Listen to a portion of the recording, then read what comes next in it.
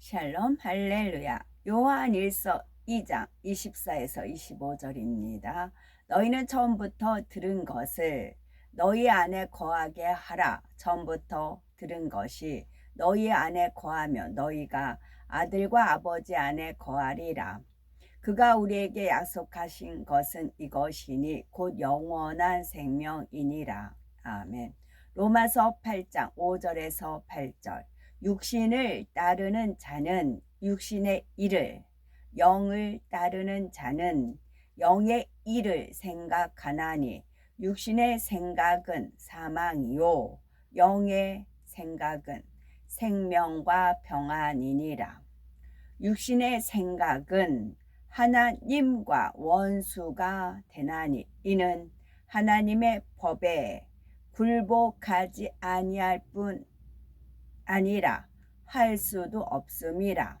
육신에 있는 자들은 하나님을 기쁘시게 할 수 없느니라. 반대로 영에 있는 자들은 하나님을 기쁘게 할 수 있느니라.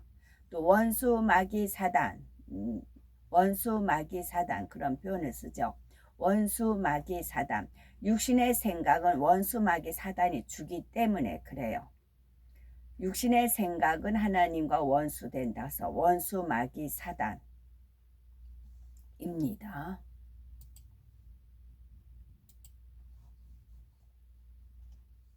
3차 영혼육 12번째 영의 생각과 육신의 생각입니다. 혼의 분야 중에서 영에 속한 혼의 작용과 육에 속한 혼의 작용, 또 영의 생각과 육신의 생각에 대해서 살펴보도록 하겠습니다. 사람에게 혼이 있기 때문에 무엇을 배울 수가 있고 배운 지식을 떠올려서 생각할 수도 있으며 지식을 지혜롭게 활용할 수가 있는 것입니다. 이러한 혼의 작용은 영에 속한 것과 육에 속한 것, 곧 영의 생각과 육신의 생각으로 나누어집니다. 혼, 그럼 짝대에 커서 영에 속한 것, 육에 속한 것, 영에 속한 거는 영의 생각, 육에 속한 거는 육신의 생각, 그렇게 되는 거죠.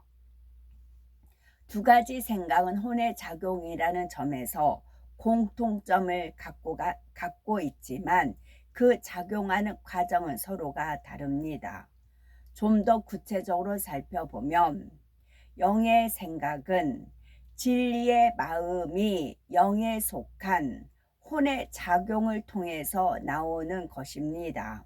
영, 혼, 육 중에서 영이 주인이 되어서 주가 되어 혼을 주관하는데 마음을 영으로 읽은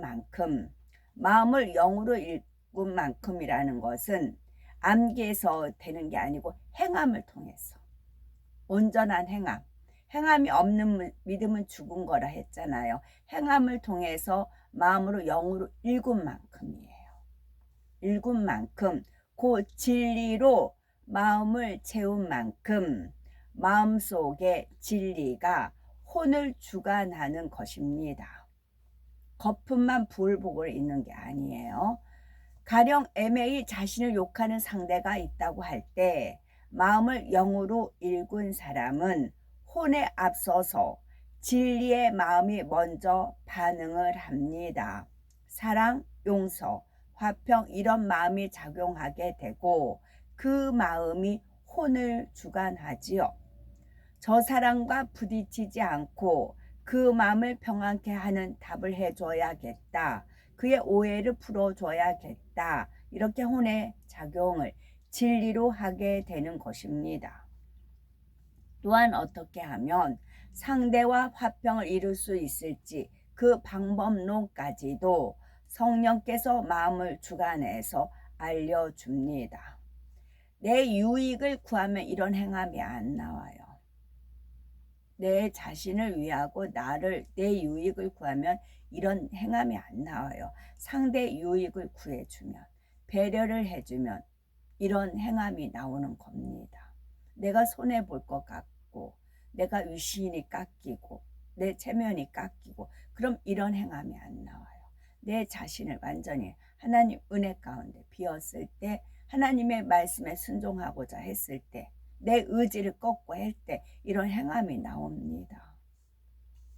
그러면 이렇게 진리의 마음이 주관하는 대로 혼이 순종하여 다음에는 육을 움직여 나갑니다. 그러면 이렇게 진리의 마음이 주관하는 대로 혼이 순종하여 다음에는 육을 움직여 나갑니다. 부드러운 낯빛으로 온유한 음성으로 또한 상대의 마음을 감동시키는 말과 행함으로 상대에게 답을 하게 되지요. 반면에 육신의 생각은 원수마귀 사단 루시퍼가 주는 육신의 생각은 하나님과 원수가 된다고 했어요.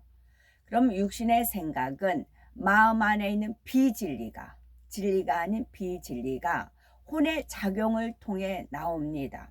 진리는 성령, 비진리는 원수마귀 사단 루시퍼 거입니다. 이때는 혼이 주가 되어 마음속의 비진리를 통해서 마음을 요동하게 만듭니다. 만약 자신을 욕하는 것을 들으면 먼저 혼적인 작용이 일어나 무례하다, 불쾌하다, 사람들 앞에서 자존심을 무너뜨린다 등 육신의 생각을 하는 것입니다. 하나님 말씀에 이제 누가 나를 이렇게 자꾸 남이 나이 하는 말을 자꾸 들으려면 행여나 너를 저주하는 말을 들을까, 그 이제 말씀이 있다 했어요. 그래서 어떤 유튜브에서 2번이나 저를 신랄하게 까는 그런 게 있었어요. 처음에는 무심길에 지나갔어요. 설마 나를? 이제 그랬어요. 그 다음에는 이제 뭔 말 하는데 주님께서 너에 대해서 하는 거야? 이제 그러시더라고요. 에? 그러고서 유심히 들어봤어요. 근데 신랄하게 2번 까더라고요. 그 다음에는 들을까요?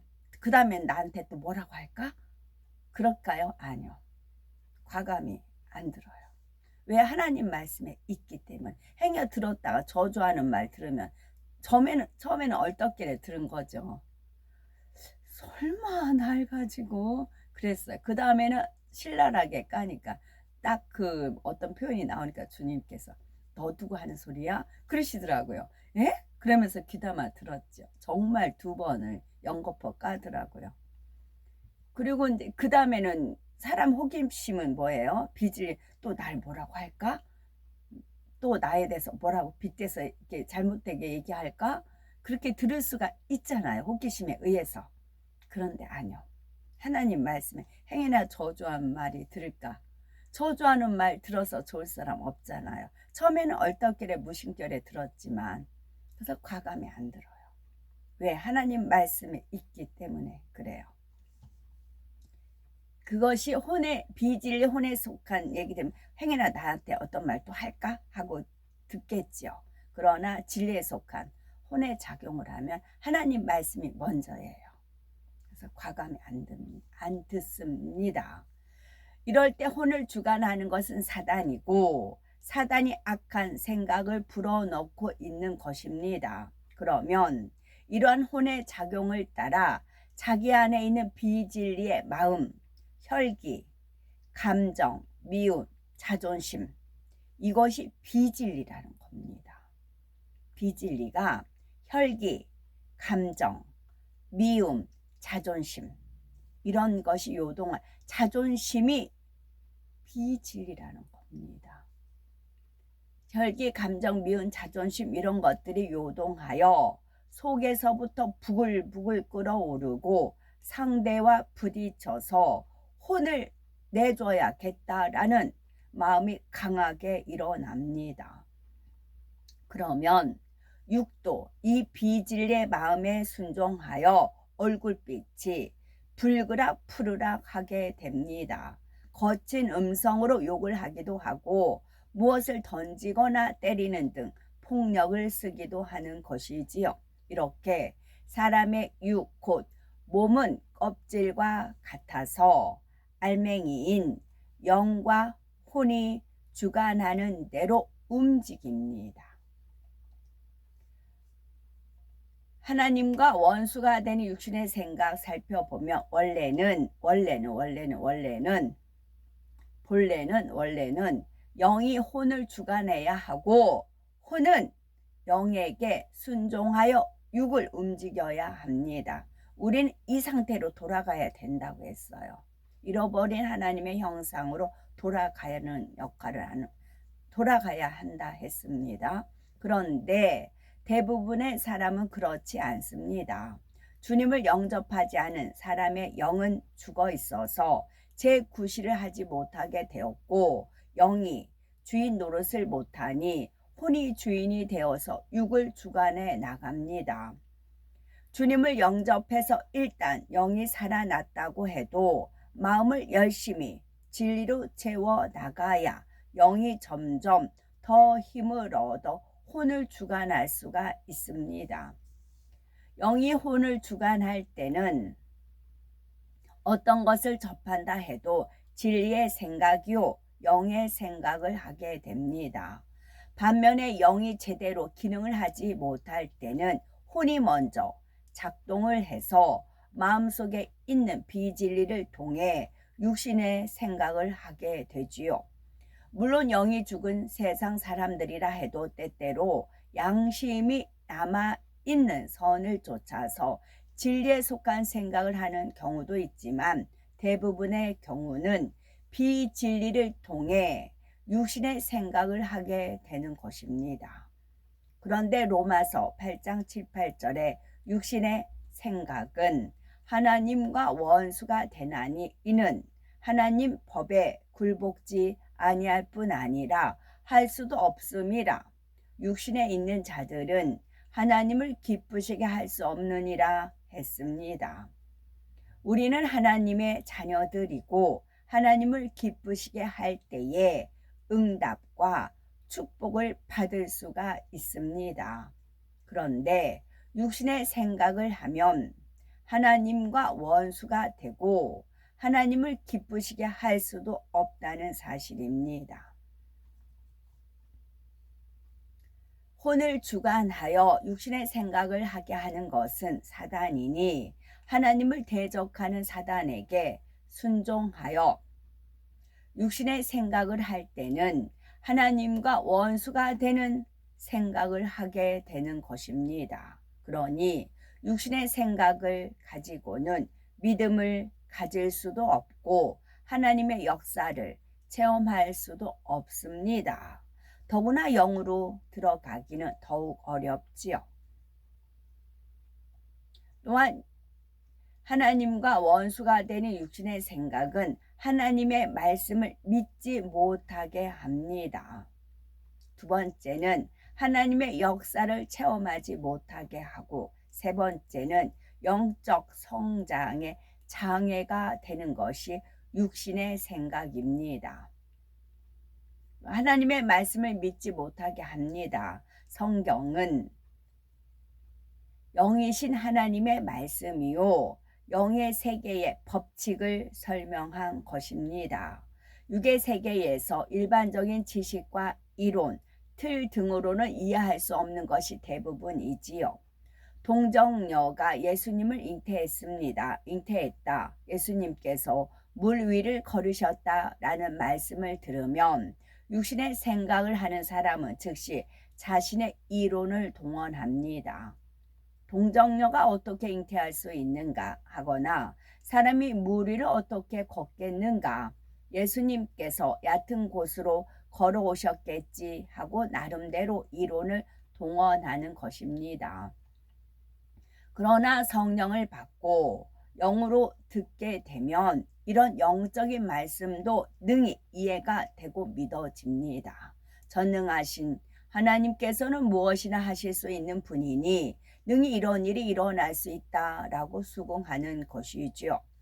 그런데 문제는 하나님을 믿는다 하면서도 당장 자신의 유익에 관련된 일에서는 육신의 생각을 동원하여 하나님의 말씀을 믿지 못하는 데 있습니다. 그런데 문제는 문제가 있으면 답은 있겠죠. 문제는 하나님을 믿는다 하면서 당장 자신의 유익에 관련된 일에서는 남의 거는 그냥 넘어가요. 뭐 그런데 당장이에요. 당장 자신의 유익에 관련된 일에서는 육신의 생각을 동원하여 하나님의 말씀을 믿지 못하는 데 있습니다. 예를 들어서 하나님께서는 섬기는 자가 큰 자라고 하시며 자기 유익을 구하지 말고 상대의 유익을 구하라라고 하십니다. 섬김받기보다는 섬겨주며 상대의 유익을 구하는 것이 자신에게 축복이라 하시죠. 그러나 육신의 생각을 동원하는 사람은 이런 말씀이 이해가 되지도 않고 순종하지 못하므로 축복도 받지 못합니다. 11조를 드리는 것이 하나님의 뜻이다 라고 해도 당장 쓸 일이 얼마나 많은데 수입의 10분의 1씩이나 드려 하고 육신의 생각을 동원하여 인색하게 행하기도 합니다. 하나님의 말씀대로 순종하면 사람의 생각으로는 손해가 볼 것 같아도 하나님께서는 분명히 말씀대로 보장해 주십니다. 하나님을 믿음으로 상대를 섬기고 낮아지면 무사람에게 인정받아 머리가 되게 해 주시지요. 믿음으로 하나님께 심으면 분명히 영육간에 차고 넘치도록 또는 그 이상의 축복을 주시는 것입니다. 그러나 육신의 생각을 버리지 못하는 이상은 말씀대로 순종하지도 못하고 하나님께서 주시는 축복을 받지도 못합니다. 마태복음 19장에 한 부유한 청년이 예수님께 내가 무슨 선한 일을 하여야 영생을 얻으리까 라고 묻습니다. 이에 예수님께서는 네 소유를 팔아 가난한 자들을 주라. 그리하면 하늘에서 보화가 네게 있으리라. 그리고 와서 나를 쫓으라 라고 하시었지요. 그러자 그 청년은 재물이 많음으로 이 말씀을 듣고 근심하며 갔다라고 말씀합니다. 이 사람은 영생이 있다는 사실도 믿으며 나름대로 하나님의 계명에 순종해 왔습니다. 선한 마음도 있어서 예수님의 권능을 보고 말씀을 들을 때 나름대로 예수님을 신뢰하여 나온 것이었지요. 하지만 정작 자신의 모든 부하를 나눠줘야 한다고 하니 육신의 생각이 먼저 동원됩니다. 이 많은 재물을 다 나눠주다니 너무 아깝다. 예수님을 쫓는 것이 과연 내 인생과 모든 소유를 걸 만한 가치가 있는가? 이런저런 육신의 생각이 앞서 근심하는 것입니다. 재물을 다 나눠주면 하늘에 쌓인다고 해도 그 말씀을 믿기가 어렵고 재물을 다 버리고 예수님을 쫓으라는 말씀에 순종할 수도 없었던 것입니다. 결국 그는 예수님의 제자가 되어 영원한 천국 보화를 얻을 기회를 놓치고 말지요. 또한 육신의 생각은 하나님의 역사를 체험하지 못하게 합니다. 어떤 사람들은 하나님을 믿는다고는 하는데 자신의 틀 가운데 육신의 생각을 동원하여 하나님의 역사를 체험할 길을 스스로 제한하기도 합니다. 예를 들어서 수많은 간증을 들어왔기 때문에 하나님께서 전지전능하신 줄을 잘 압니다. 능히 암도 에이즈도 치료하시며 부러진 다리도 고쳐주시는 하나님에 대해 익히 알고 있지요. 그런데 어느 날 자신의 몸에 가시와 같이 이물질이 깊이 박혀서 빠지지 않자 다른 생각을 하는 것입니다. 몸에 박힌 가시는 질병이나 연약함과 다르니 병원에 가서 수술을 해야 되지 않을까 하는 것이지요. 이런 육신의 생각이 막혀 있으면 기도를 받을 믿음도 생기지 않고 기도를 받아도 믿어지는 믿음이 오지 않습니다. 영적인 믿음이 오지 않으니 하나님의 역사를 체험하지도 못하는 것이지요. 그러나 영의 생각을 하면 하나님께서 전능하시니 이것 또한 해결해 주신다라고 믿을 수가 있습니다.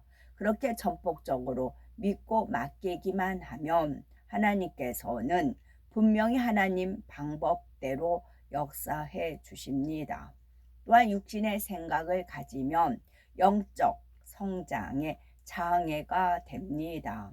육신의 생각은 믿음을 갖지 못하게 하고 응답과 축복을 막을 뿐 아니라 영으로 들어가는 길에도 장애가 됩니다. 예를 들어서 매사를 부정적이고 비관적으로 생각하여 자신에게조차 믿음으로 바라보지 못하는 경우가 있습니다. 어떤 실수나 잘못을 했을 때 혹은 자신의 부족함을 발견했을 때 당연히 하나님 앞에 죄송하고 마음이 아프게 마련입니다. 그러나 영의 생각을 하는 사람은 이럴 때도 내 부족함을 발견하게 하시니 감사합니다 하고 앞으로는 그렇지 않으면 되지, 속히 변화되어서 하나님을 기쁘시게 해드려야지, 이렇게 생각하면서 자신에게 힘을 줍니다. 그런데 육신의 생각을 하는 사람은 내가 이 모양이니 하나님께서도 날 사랑하실 수가 없겠다, 아무리 해도 이것밖에 안 되니 난 구제불능인가 보다, 이런 식으로 부정적인 생각을 합니다. 그러면서 힘을 잃고 기도를 못하거나 사명 감당도 하지 않고 있어야 할 자리에도 보이지 않지요. 똑같은 아픔을 겪었다 해도 영의 생각을 한 사람은 평안과 기쁨 속에 더 신속히 영으로 변화될 수 있는 반면에 육신의 생각을 통해 좌절하고 낙심한 사람은 그만큼 뒤처지고 늦어지는 것입니다. 이 밖에 육신의 생각을 동원하는 경우는 일상에서도 무수히 찾아볼 수가 있습니다. 자기의 경험과 이론을 앞세우기에 나름대로의 틀을 깨지 못해서 부정적인 생각 때문에 등등 육신의 생각을 동원하게 되는 여러 원인들이 있지요. 그런데 이 모든 것을 포함하여 육신의 생각을 하는 가장 근본적인 원인은 바로 마음의 비질, 마음이라고 했어요. 마음의 비질이 곧 육신 때문입니다. 아무리 자신의 진리로 생각하려 하고 영으로 생각하려 해도 마음에 육신을 버리지 않으면 육신을 쫓아 육신의 생각이 나오는 것입니다. 그리고 육신을 다 벗어버리고 영의 마음을 이루면 성령께서 마음을 주관해서 영의 생각이 먼저 떠오르게 됩니다. 육신의 생각을 하는지 영의 생각을 하는지에 따라 그 사람의 인생은 너무나 다른 결말을 보게 됩니다. 그 영혼의 문제까지도 좌우하게 되지요. 매 순간 내 자신을 돌아보아 육신의 생각을 하나하나 벗어버리고 범사의 진리를 쫓아 영의 생각을 하셔야 됩니다. 그리하여 하나님께서 예비하신 축복과 영생의 길로만 인도받을 수 있는 우리들이 되셔야 됩니다. 육신을 따르는 자는 육신의 일을, 영을 따르는 자는 영의 일을 생각하나니 육신의 생각은 사망이요 영의 생각은 생명과 평안이니라. 육신의 생각은 하나님과 원수가 되나니 이는 하나님의 법에 굴복하지 아니할 뿐 아니라 할 수도 없음이라. 육신에 있는 자들은 하나님을 기쁘시게 할 수 없느니라. 로마서 8장 5절에서 8절입니다. 아멘. 샬롬.